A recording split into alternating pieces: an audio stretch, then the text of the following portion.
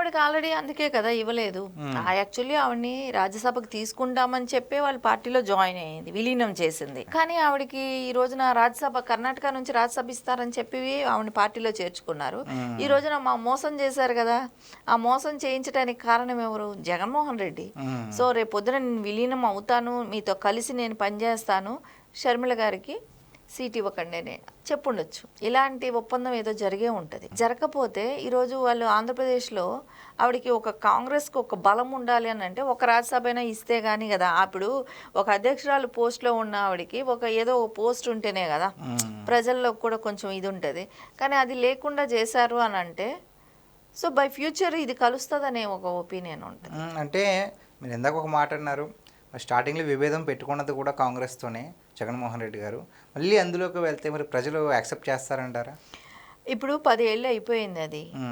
So అన్నీ చెప్పాల్సింది చెప్పారు. ఇక్కడికి వచ్చారనుకో రేపు పొద్దున బీజేపీని మతతత్వ పార్టీ అని మాట్లాడతాడు. నరంలేని నాలిక ఏదైనా మాట్లాడుతుంది. సో రేపు పొద్దున అదే చెప్తాడు, ఇది మతతత్వ పార్టీ, దీనిలో వద్దు, అవసరం లేదు, మనం ఎన్డీఏ దానిలోకి వెళ్ళిపోదాం, ఎన్డీఏలో ఉండటానికి కుదరదు మనకు, సో ఇండియా పార్టీకి వెళ్దాం అని అనుకుంటారు.